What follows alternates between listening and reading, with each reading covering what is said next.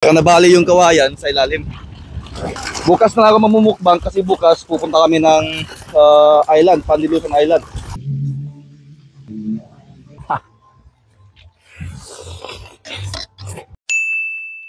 Ayan mga kalabas, magandang hapon. Pupunta po kami ngayon sa fish pond dahil mag-harvest kami ng bangus. Kakarga na kami ng mga isda. Para, hindi, ice pala, mga empty boxes tsaka ice. Yan. Nasa gitna ng dagat. Ito yung may bangus.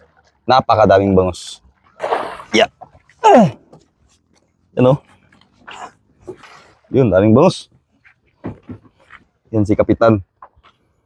Bayaw ni Tatay. May dako imong gingon. Usa isda ni?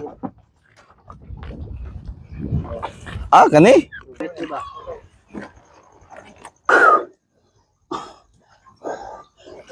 Oxygen muna, oxygen. Yan. May sumabit sa ilalim mga kalabas. Kaya sinisid niya. Nawala na. Lalim yan. Yan, bumalik na. Nagabihan po tayo dahil kanina bumagyo. Ngayon pa lang huminto yung ulan. Napakalakas ng ulan kanina. Kaya huminto muna kami. Nagabihan kami mga kalabas. Tsaka nabali yung kawayan sa ilalim. Diba? Daming palos. Kami. Napagod kami sa pagpalit ng kawayan kanina kasi na yung isa, yung natanggal na, nabali.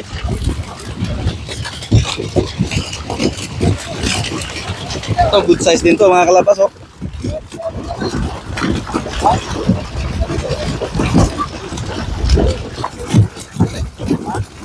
Bukas na ako mamumukbang kasi bukas pupunta kami ng island, Pandilusan Island. Napayaw, Alicia. Doon ko lang ito titirahin.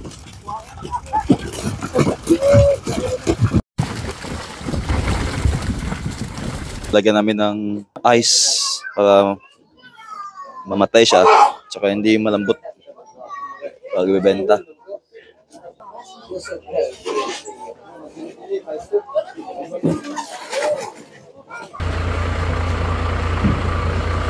Ito yung na-harvest natin kahapon mga kalabas.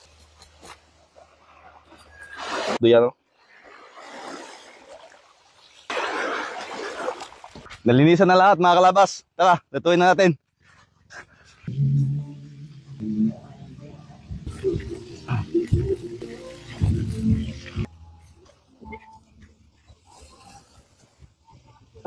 Ayan na mga kalabas at ready na ang ating mga iba't ibang klaseng isda mga kalabas.